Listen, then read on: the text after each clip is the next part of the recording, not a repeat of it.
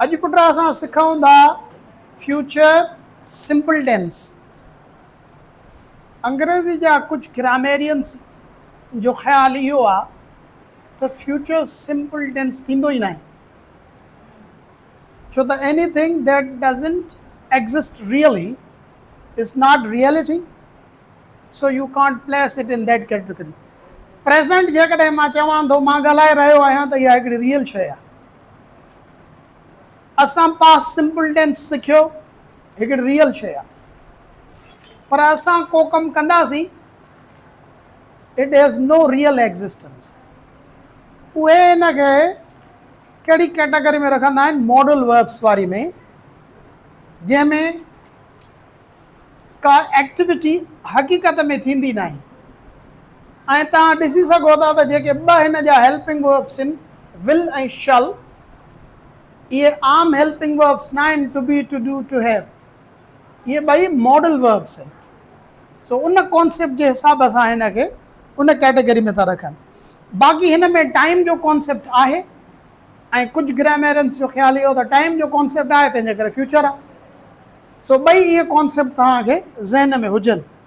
बाक़ी तव्हां जेके बि असां अॻ में टेंसिस पढ़िया हुआसीं, उन में इज़ ए मार, वाज़ वर, have has, head, do does, हाणे इहे असां अॻ में ई पढ़िया हुआसीं त इहे उहे हेल्पिंग वर्ब्स आहिनि जेके माना रियल, माना हिननि जो ग्रुप हिकिड़ो ॿियो हो, to be, to do, to have. ऐं जेकी मां तव्हांखे मॉडल वर्ब्स वारी लिस्ट लिखाई ही वर्ब में, त विल ऐं शल उन में हुया, ऐं हिन में बि उहे था इस्तेमालु कनि। माना इन हवाले खां बि ही टेंस ॿियनि टेंसिस खां डिफरेंट आहे। सो इहो हिकिड़ी बेसिक तव्हांखे इंफॉर्मेशन हुजे त what is the different opinion about this tense. हाणे हिन जी पहिरियों पहिरियों फॉर्मेशन था ॾिसूं। फॉर्मेशन आहे सब्जेक्ट, पोइ तव्हां विल ऐं शल, मां हिनखे डिफाइन कयां थो त शल ऐं विल जो कॉन्सेप्ट छा आहे। पोइ वर्ब जो फर्स्ट फॉर्म मां इन करे लिखियो आहे त जीअं तव्हांखे सवलाई सां सम्झ में अचे। बाक़ी हूअ ग्रामेटिकल नालो हिन वर्ब जे फॉर्म जो छा आहे, बेयर इन्फिनेटिव। असल में हिनखे छा चवंदा आहिनि पुट, बेयर इन्फिनेटिव, छो त मॉडल वर्ब सां इन्फिनेटिव जा डिफरेंट फॉर्म्स लॻंदा आहिनि। ऑट सां फुल लॻंदो आहे, बाक़ी तक़रीबन जेके बि मॉडल वर्ब्स आहिनि उन्हनि सां बेयर इन्फिनेटिव लॻंदो आहे। सो इहो ज़हन में रखिजो त ही असुल हक़ीक़त में ग्रामेटिकल नालो हिन जो ही छा आहे, बेयर इन्फिनेटिव। बाक़ी सहूलियत जे लाइ असां फर्स्ट फॉर्म चवंदा जीअं असांखे ॻाल्हि सम्झ में अचे, उन खां पोइ असां ऑब्जेक्ट रखंदासीं। हीअ हिकिड़ी फुल सेंटेंस जी फॉर्मेशन आहे। उन खां अलावा कुझु ॿियूं ॻाल्हियूं बि आहिनि तव्हांखे ज़हन में रखणियूं आहिनि। कहिड़ी त आई ऐं वी सां शल इस्तेमालु करे सघूं था, but in very formal language, British formal language. बाक़ी न त तव्हांखे सभिनी सब्जेक्ट सां विल लॻंदो, ऐं विल बि कोन हूंदो आहे। स्पोकन फॉर्म में जेकॾहिं तव्हां विल ऐं शल खे फुल प्रोनाउंस कंदव त उहो जुमिलो एम्फिटिक सम्झो वेंदो, यानी ताक़ीदी। हिकिड़ो माण्हू चए थो आई विल कम, ॿियो माण्हू चए थो आई विल कम, त जॾहिं फुल फॉर्म चयो हुन त इहो जुमिलो ऑटोमेटिकली छा थी वियो पुट, ताक़ीदी थी वियो।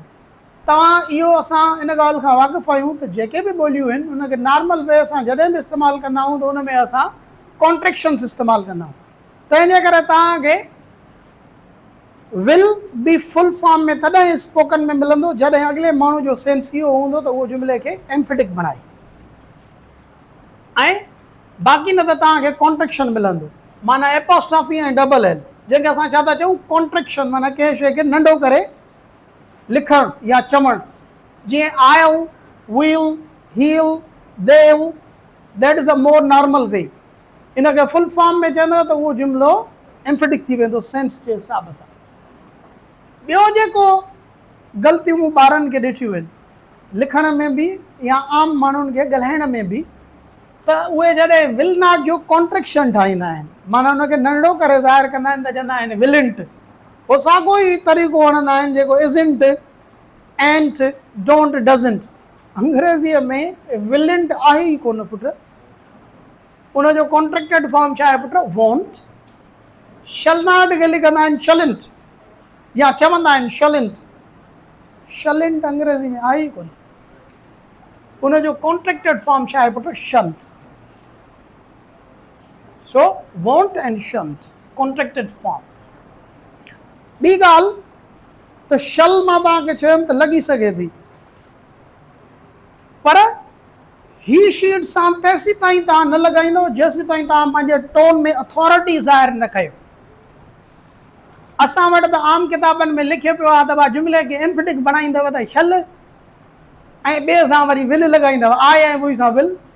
इंग्लिश में इहा शइ न आहे।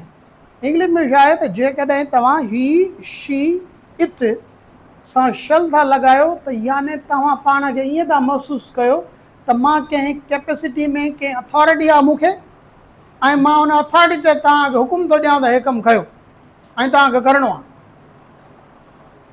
जेकॾहिं मां तव्हांखे चवां त कोई बि तव्हांखे को कमु असाइनमेंट ॾिया, हर कोई तव्हां मां चवे त न सर इहो वरी केरु कंदो, त कंहिं माण्हूअ खे एज़ अ टीचर अथॉरिटी ज़ाहिर करे केरु वरी केरु कंदो, तूं कंदई। माना हिन में मां छा ॾेखारी पंहिंजी, त हिनखे अंग्रेज़ी में ज़ाहिर करण जे लाइ, अथॉरिटी ज़ाहिर करण जे लाइ त छा चवंदुसि, U shall do it. What is U talking, U shall do it, she shall do it. माना ही शी इट सां जेकॾहिं तव्हां शल लॻाईंदव त माना पंहिंजे टोन में तव्हां छा था पैदा कयो, अथॉरिटी। बाक़ी ईअं कोन्हे जीअं असां वटि आम तौर ते बुक्स में धड़ाधड़ लिखियो पियो आहे बग़ैर कंहिं शइ खे तहक़ीक़ ऐं सम्झण जी। सो शल असां उन वक़्तु लॻाईंदा हुआसीं हिननि शयुनि सां जॾहिं तव्हां पंहिंजे टोन में छा लॻाईंदव, अथॉरिटी। ही त हुई फॉर्मेशन। थोरा एग्ज़ाम्पल ॾिसूं। जीअं पहिरियों जुमिलो लिखियो आहे, हे लिखत वारी लैंग्वेज आहे, ॻाल्हाइण वारी न आहे, तंहिंजे करे मां लिखत वारी लैंग्वेज में ई हिन जुमिले खे चवंदुसि। बाक़ी ॻाल्हाइण वारी लैंग्वेज में त मां चवंदुसि आई। बाक़ी लिखत वारी लैंग्वेज में I will keep an eye on them, मां उन्हनि ते नज़र रखंदुसि। अक्सर करे असांजे सिंधी ग्रामर जे हिसाब सां जुमिलनि में आख़िर में छा हूंदुसि, दुस, दो, दा, दी, या अहिड़े क़िस्म जूं जेके आहिनि असांजे सिंधी ग्रामर में। छो त असांखे पंहिंजे सिंधी ग्रामर जे हिसाब सां बि सम्झणो आहे त सिंधीअ में प्रेज़ेंट सिंपल टेंस खे कीअं सुञाणे। उहे स्कूल वेंदा, मां तव्हां सां मिलंदुसि, ॿार जल्दी वापसि ईंदा, उहे तोसां विढ़ंदियूं। त माना इन्हनि जूं जेके निशानियूं तव्हां ॾिसंदव उहे कंहिंसां विढ़ंदियूं, ठीकु आहे। त दियूं त माना इहे निशानियूं ज़ाहिर कंदियूं त इहो जुमिलो छा जो आहे पुटु, फ्यूचर जो आहे, ठीकु आहे। So I keep an eye on them, मां हुननि ते नज़र रखंदुसि। He will also try his luck, हू बि पंहिंजी क़िस्मत आज़माईंदो। ही फॉर्मेशन आहे सेंटेंसिस जी अंग्रेज़ी ऐं सिंधी जे हिसाब सां ऐं उन्हनि खे सम्झण जे हिसाब सां। सवाल ई कंदव त विल या शल खे तव्हां जुमिले जी शुरूआति में रखाईंदव। Like will he also try his luck. Negative कंदासीं त he will not try his luck. Negative में सिर्फ़ु नॉट लॻाईंदासीं विल ऐं शल खां पोइ। ही त हिन जी सॼी फॉर्मेशन, त इहो टेंस ठहंदो कीअं आहे। हाणे इन जी अंग्रेज़ी ॿोलीअ में अहिड़ो इस्तेमालु कहिड़ो आहे, कहिड़ियुनि कहिड़ियुनि जायुनि ते असांखे मुस्तक़बिल में उहे सिचुएशन्स अचनि त असांखे फ्यूचर सिंपल टेंस इस्तेमालु करिणो आहे। Let us also learn that two. पहिरियों हिन जो इस्तेमालु कहिड़ो आहे, to show the future work you decide at the time of speaking to do it.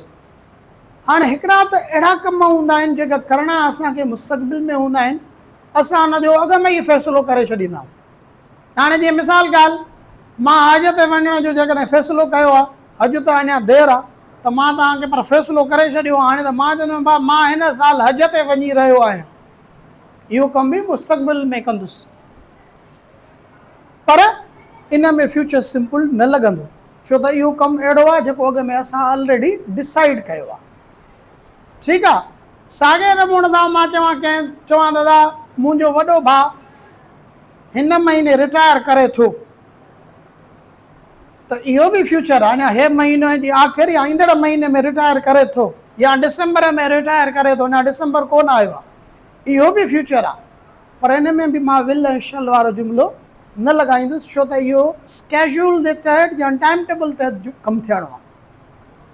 Future simple कहिड़ी जाइ ते लॻाईंदुमि, मुंहिंजे ज़हन में का बि ॻाल्हि कोन आई। हाणे वेठे वेठे उहा सिचुएशन ठही आई, मां हुते ॻाल्हाईंदे ॻाल्हाईंदे चयो त मां इहो कमु कंदुसि। हाणे मिसाल ॻाल्हि मां चवां यार ॾाढी उबस लॻी पई आहे, दरी केरु खोलींदो, हितां को छोकिरो सुठो चवंदो सर मां थो खोलियां या मां खोलींदुसि, त हिन अॻ में का बि हिन जी प्लैनिंग न कई आहे। He decided to do that work right now. There was no planning in his mind. He didn't decide about it already. He hasn't made any arrangement. So he says, oh, don't worry, sir, I'll open the window. Mana huna mein kehdo tense lagai? Future simple, because huna ji kai bhi पहिरियों decision कोन्हे. That is the first use of future simple. अहिड़ो को बि कमु जेको तव्हांखे मुस्तक़बिल में कंदव, पर उन जो तव्हां पहिरियों कॾहिं बि उन जी प्लैनिंग या डिसीशन न वरितो हुजे। ठीकु आहे न। मां हिते सवाल लिखां, अब केरु हिन सवाल जो जवाबु ॾींदो, त हिकिड़ो चयो हे छोकिरो त सर मां ॾींदुसि। छा हिन अॻ में इहा प्लैनिंग कई या मां अॻ में सवाल लिखियो? He decided right now to do it.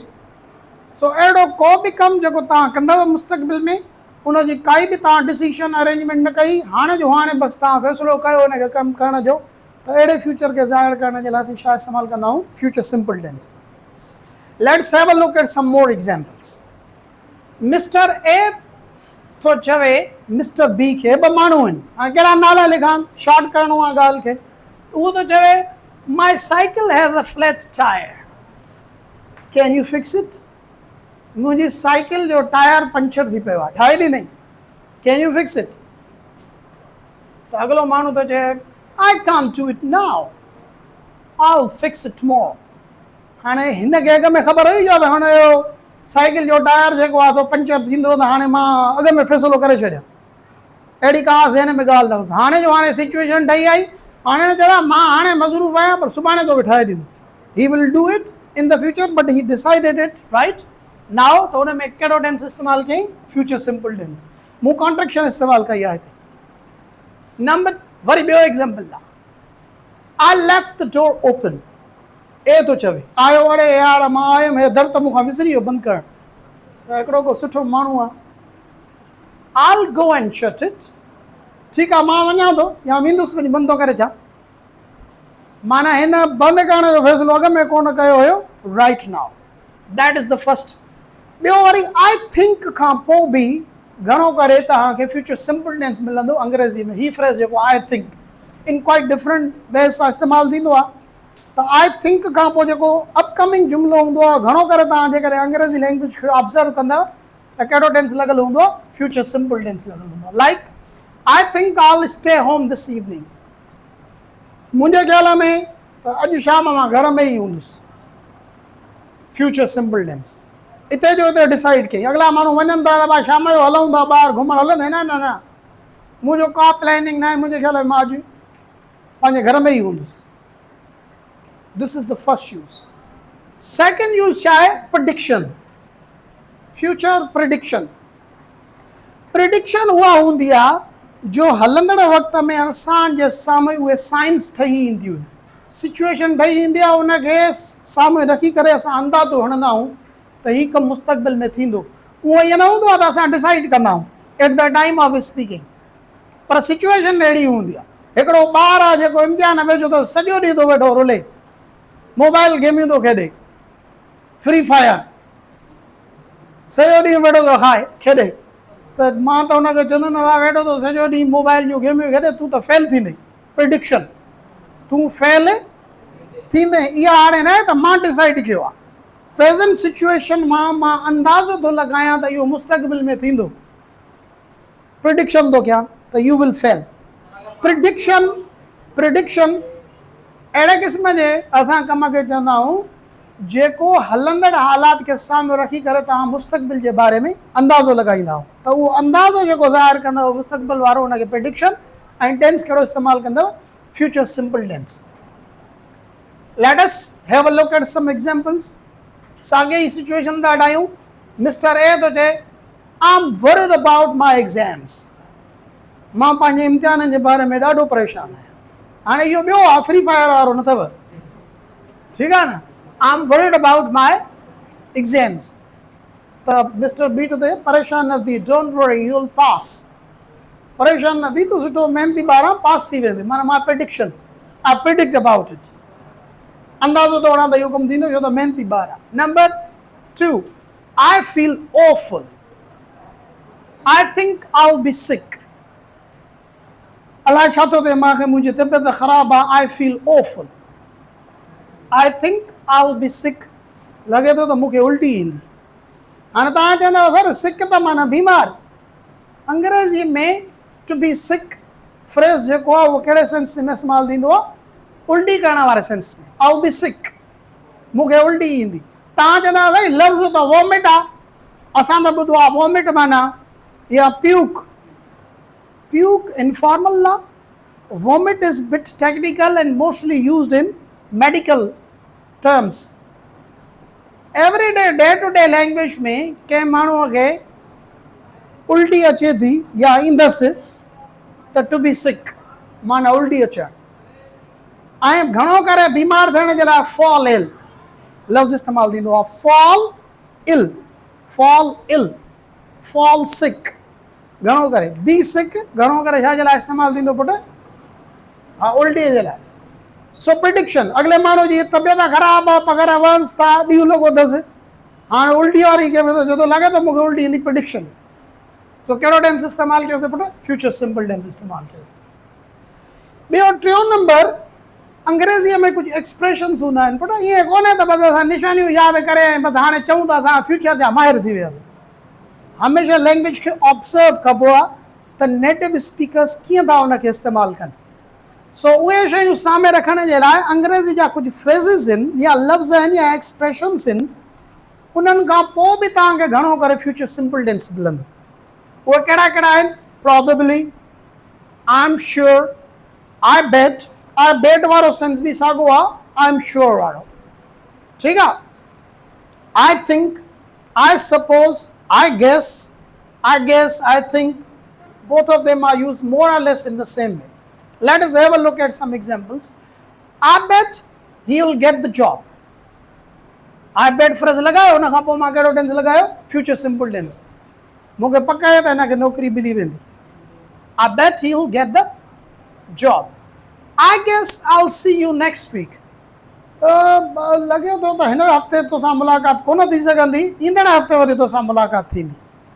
So I guess probably he will probably get the first position. He will probably get the first position. So in an expression सां बि असां फ्यूचर सिंपल टेंस लॻाईंदा आहियूं.